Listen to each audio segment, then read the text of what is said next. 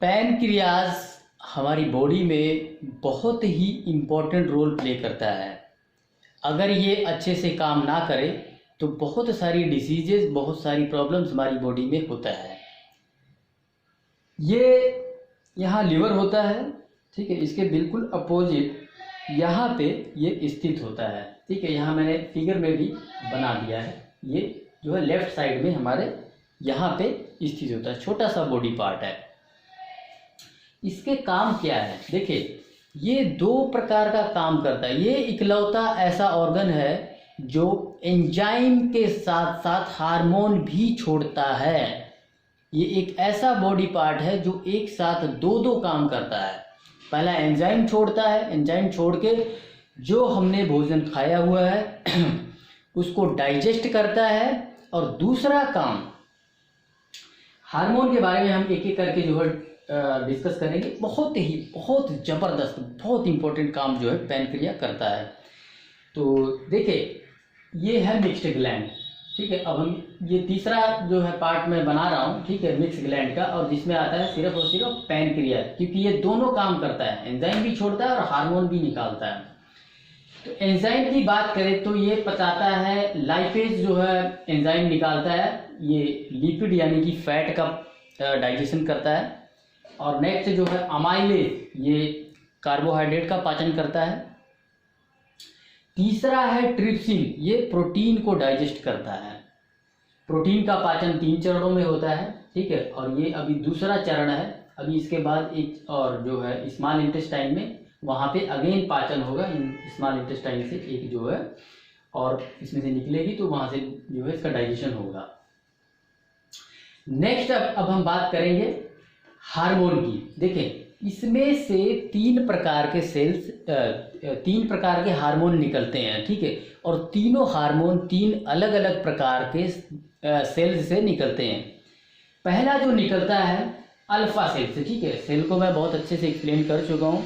Cell भी हमारी ही तरह एक तरह से जीवित प्राणी है जो हमारी बॉडी में रहते हैं। उसी से हमारी बॉडी बनी हुई है, हम ये भी कह सकते हैं, उसी से हमारी बॉडी बनी हुई है। बॉडी का एक एक पार्ट सेल से बना है। तो उसी प्रकार के 3 प्रकार के सेल्स अलग अलग जो है, ये तीनों सेल्स अलग अलग जो है हार्मोन निकालते हैं। तो पहला सेल जो है वो है दैट इज अल्फा सेल, इसको अल्फा सेल बोला जाता है। ये निकालता है ग्लूकागॉन हार्मोन। अब ये हार्मोन क्या करता है? देखिए, सबसे पहले तो वही बीटा को एक्सप्लेन कर देता हूँ, फिर जाके आपको ग्लूकागॉन का इंपॉर्टेंस समझ आएगा कि ग्लूकागॉन क्या करता है, ठीक है। तो पहले हम बीटा सेल को एक्सप्लेन कर लेते हैं।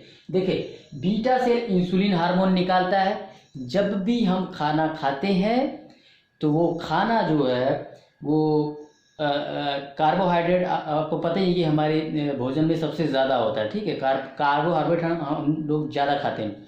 वो कार्बोहाइड्रेट हमारी बॉडी में जो है जाता है। जब एक्सेस जो कार्बोहाइड्रेट होता है, यानी कि एक्सेस जो ग्लूकोज होता है, ब्लड में ट्रेवल कर रहा होता है, तो ये सेल क्या करता है कि उठा के ले जाके, ये जो भी ज़्यादा होगा तो ये ले जाके लीवर में जमा कर देगा, ठीक है। इंसुलिन अगर नहीं निकलेगा तो वहीं बंदे को जो है शुगर की बीमारी शुरू हो जाएगी, ठीक है। क्योंकि इंसुलिन काम नहीं करेगा तो जो एक्सेस शुगर ब्लड में घूम रहा है इधर उधर है, वो लीवर में नहीं जमा हो पाएगा। एक्सेस शुगर अगर ब्लड में घूमेगा तो शुगर क्या होता है? चिपचिपा होता है, ठीक है। और ब्लड भी फिर अच्छे से फ्लो नहीं कर पाएगा, ओबेस सी बात है।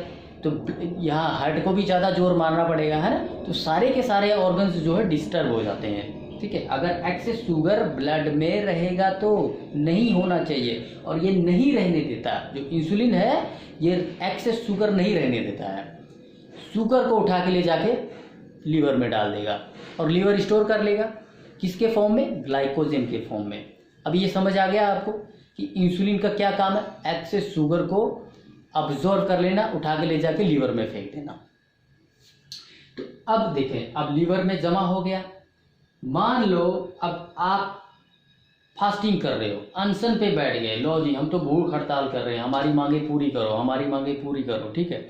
या फिर आप किसी और वजह से जो है भूखे हैं, ठीक है, आपको खाना नहीं मिल रहा है, या फिर आप खुद वैसे ही स्टारवेशन कर रहे हैं, जी हमें तो अभी फास्टिंग करना है 2-4-10 दिनों का, ठीक है। ऐसी स्थिति में क्या होता है, जब आप फास्टिंग करते हैं, भोजन नहीं डालते हैं शरीर में, तो शरीर को एनर्जी तो चाहिए। ये दिमाग तो चल रहा है, आंखें काम कर रही है, झपक रही है, हार्ट भी काम कर रहा है, पैनक्रिया भी काम कर रहा है, ठीक है। ये जो छोटी छोटी हमारे बॉडी के अंदर जो सेल्स हैं, उनको तो भोजन चाहिए, नहीं तो वो मर नहीं जाएंगे। तो वो भोजन कहाँ से मिलेगा? खाना आप दे नहीं रहे हो, फास्टिंग कर रहे हो, कहाँ से मिलेगा? ये भोजन मिलेगा आपके लीवर में, जो ये ग्लाइकोजन, ये इंसुलिन ने जो जमा किया था, यहीं से मिलेगा। ग्लूकोगन क्या कहता है, लीवर के पास जाता है, कहता है भाई साहब खाना बाहर से आ नहीं रहा है, अब आप ही कुछ अरेंजमेंट करो, ठीक है। ये ग्लूकोगन लीवर के पास जाएगा। लीवर क्या करेगा, बोलेगा भाई साहब हाँ मेरे पास स्टोर पड़ा है, मैं आपको दे देता हूँ, ठीक है। तो वो क्या करेगा, जो ग्लाइकोजन है उसको अगेन ग्लूकोज में बदल के बॉडी को देता रहेगा। तो ये तो रहा ग्लूकोगन का काम, ठीक है। अब मान लो अब और ज़्यादा स्टार्वेशन, आप फास्टिंग करते हो, ठीक है, 2 दिन कर लिया, 3 दिन कर लिया, लीवर के पास ख़त्म हो गया जी स्टॉक जो था, ठीक है, एक्सेस में। अब क्या करेगा, लीवर तोड़ेगा फैट को, वहाँ उसके बाद फैट को तोड़ना शुरू कर देगा, ठीक है। लीवर का स्टॉक ख़त्म, उसके बाद भाई बॉडी को तो एनर्जी चाहिए, क्योंकि सारी चीज़ें चल रही है, दिल धड़क रहा है, पैनक्रिया काम कर रही है, ठीक है, सेल को चाहिए, ठीक है। तो एनर्जी तो चाहिए, ब्रेन भी चल रहा है, तो एनर्जी कहाँ से मिलेगी? बाहर से भोजन आ नहीं रहा, और ये जो है ग्लाइकोजन भी ख़त्म हो गया, यानी कि जो लीवर में ग्लूकोज पड़ा था ख़त्म। अब उसके बाद जहाँ कहीं भी आपके फैट जमा हुआ है, ठीक है, यहाँ जहाँ कहीं भी फैट आपके बॉडी में जमा हुआ है, उसको तोड़ तोड़ के वो फिर जो आगे एनर्जी देना शुरू कर देगा। और ज़्यादा फास्टिंग करोगे दबा के 8 दिन, 10 दिन, 12 दिन, उसके बाद क्या करेगा, उसके बाद जो है ये प्रोटीन को तोड़ना शुरू कर देगा। प्रोटीन को नहीं तोड़ना चाहिए, वसूलन नहीं तोड़ने देना चाहिए, ठीक है।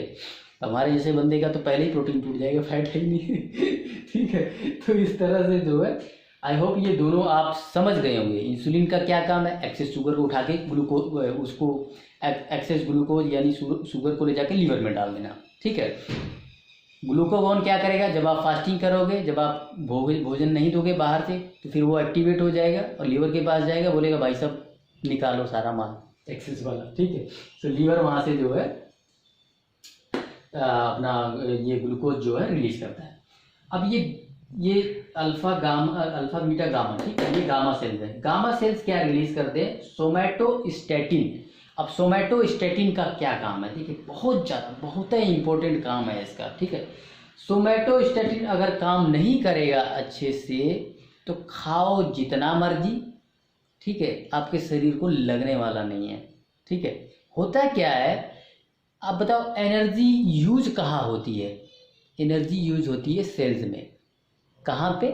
सेल के भीतर जो माइक्रोकॉन्ड्रिया होता है वही यूज करता है इसको, ठीक है, ऑक्सीजन के साथ, ठीक है, ऑक्सीजन के साथ मिलके। और ये जो हम खाते हैं खाना, भोजन, ठीक है, छोटे छोटे रूपों में टूट के वो माइक्रोकॉन्ड्रिया के पास जाता है, उसके साथ मिलके जो है भोजन का निर्माण करता है। अब सोमैटोस्टैटिन अगर आपका हार्मोन नहीं काम कर रहा है, तो जितना मर्जी खाते जाओ, आपके शरीर को लगने वाला नहीं है, क्योंकि उधर जो है माइक्रोकॉन्ड्रिया इसको यूज नहीं कर पाएगा, ठीक है। तो इसीलिए आप लोग देखेंगे कि बहुत से लोग एकदम बिल्कुल पतले हड्डी जैसे हो जाते हैं, ठीक है, क्योंकि उनका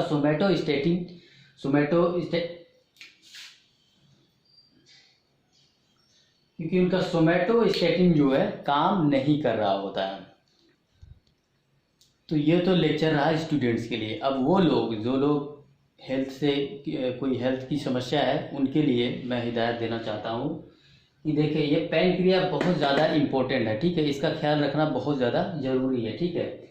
अगर आप गलत भोजन को छोड़ देते हैं, ठीक है, जैसे कि पकाया हुआ भोजन, ठीक है, cooked food, milk and all that, ठीक है, ये सारी चीज़ें अगर आप छोड़ देते हैं, फ्रूट्स एंड वेजिटेबल्स पूरा दिन खाते हैं, ठीक है, तो ये अपने आप जो है धीरे धीरे, वक्त लगेगा, साल, 1.5 साल, 2 साल, ठीक है, ये अपनी सही जगह पे आ जाएगा, ठीक हो जाएगा, क्योंकि ईश्वर ने सभी चीज़ों को ऑटो रिपेयर के लिए बनाया है, ठीक है। सारी चीज़ें ऑटो रिपेयर हो जाती है, लेकिन आप उसे कम से कम मौका तो दे, ठीक है। सही भोजन डालेंगे तभी तो रिपेयर होगा।